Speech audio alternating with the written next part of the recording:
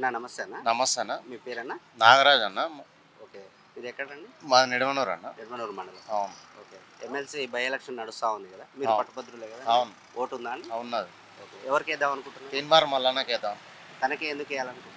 ఎందుకంటే నిరుద్యోగుల పట్ల ఇంతకుముందు ఎప్పటి నుంచో కొట్లాడుతుంది కదా, అలాంటి వ్యక్తి ఖచ్చితంగా నిరుద్యోగులకు న్యాయం జరగాలంటే అలాంటి వ్యక్తి ఖచ్చితంగా అవసరం కాబట్టి ఖచ్చితంగా తీన్మార్ మల్లన్నను గెలిపించాలని అనుకుంటున్నాను. ఓకే. తమ రెండవ ప్రాధాన్య ఓటు ఎవరికి వేద్దాం అనుకుంటున్నారు?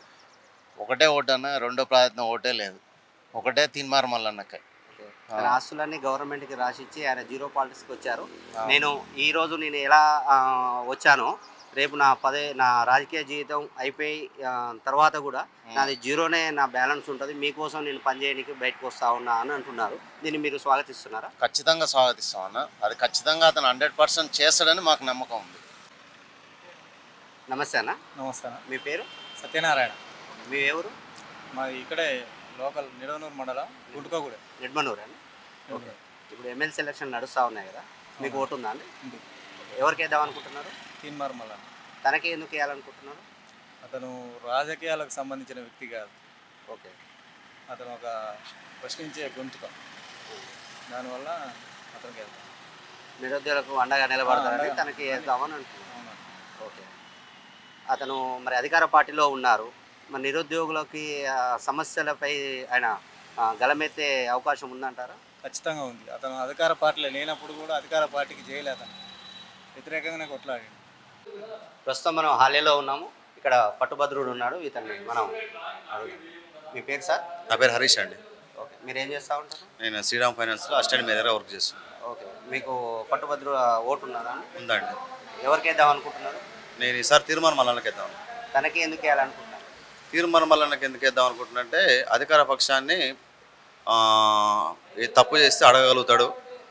ఇంతకుముందు కూడా టీఆర్ఎస్ పార్టీ కూడా తప్పులు చేసినా వాళ్ళని ప్రశ్నించిండు. లాస్ట్ టైం కూడా నేను ఆయనకే వేసిన, కాబట్టి అట్లాంటి వ్యక్తులు ఉంటే కొంచెం మంచిగా ఉంటుందనే ఉద్దేశంతో నేను ఆయనకి వేద్దాం అనుకుంటున్నాను. ఓకే అండి. నేను ఎమ్మెల్సీ నామినేషన్ వేసే ముందు తనకున్న యావదాస్తి గవర్నమెంట్కి రాసిచ్చి జీరో పాలిటిక్స్లోకి వచ్చారు. దీన్ని ఏ విధంగా మీరు స్వాగతిస్తాము? అది సంతోషకరమైన విషయం అండి. ఇప్పుడు రాజకీయాలకు వచ్చే వ్యక్తులు మొత్తం కూడా డబ్బులు సంపాదించుకుందామని వస్తారు, కానీ ఆయనకున్నది కూడా ప్రభుత్వానికే ఇచ్చిండు, కాబట్టి అది శుభపరిణామం. నాకు కూడా మంచిగా అనిపించింది ఆయన చేయడం. ఓకే. దాంతోపాటుగా అధికార పార్టీలో మల్లన్న గారు ఉన్నారు, ఈరోజు పోటీ చేస్తూ ఉన్నారు. ప్రశ్నించే తత్వం అతను ప్రశ్నించగలుగుతాడా? ఏదైనా సమస్యలు వస్తే మీ పక్షాన నిలబడగలుగుతాడా?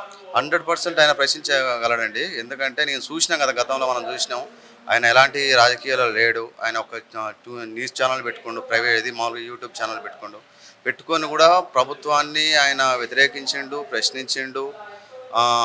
ఆయనకు ఆ ధైర్యం కానీ ఆ సత్తా కానీ ఉంది ఆయనకు. అలాంటి వ్యక్తులు శాసనసభలో కానీ శాసన మండలిలో కానీ ఉంటే నిరుద్యోగులకు ఎవరికైనా కానీ కొంచెం వాళ్ళకు బెటర్గా ఉంటుంది. నమస్తే అన్న. నమస్తే. మీ పేరు? నా పేరు ఎం సంపద. ఓకే. మీకు పట్టుభద్రుల ఓటు ఉందా?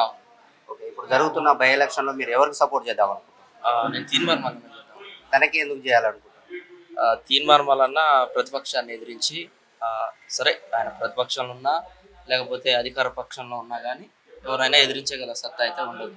ఓకే. తన అధికార పార్టీలో ఉన్నారు కదా, నిరుద్యోగుల సమస్యల పట్ల మీకు మద్దతుగా నిలబడతారంటారా? నిలబడతాడు. ఫస్ట్ నుంచి గొంతుగా ప్రజల్లోకి వెళ్ళగలుగుతారు? వెళ్ళగలుగుతాడు అన్న. ఎంత మెజార్టీతో గెలుస్తారనుకో? ఇక్కడ భారీ మెజార్టీతో గెలుస్తాడు. నమస్తే అన్న. నమస్తే. నమస్తే. చెప్పండి. మీ పేరన్నా? గోవింద్ అన్న. మీకు ఓటు ఉందా అన్న పట్టుభద్ర? ఓకే. ఈరోజు బై ఎలక్షన్ నడుస్తూ ఉంది కదా, ఎవరికి ఓటు వేయదలుచుకున్నారు? ఇక ఇప్పుడు ప్రజెంట్ ఉన్న సిచ్యువేషన్లో ప్రశ్నించే గొంతుక ఎవరుంటారో వాళ్ళకి ఓటేద్దామని చూస్తున్నాం. ఓకే. ఇప్పటి వరకు నిరుద్యోగుల సమస్యల మీద అయితేనేమి, పట్టుభద్రుల విషయాలు అయితే ఎవరైతే ప్రశ్నించే గొంతుగా మీరు అనుకుంటా ఉన్నారు?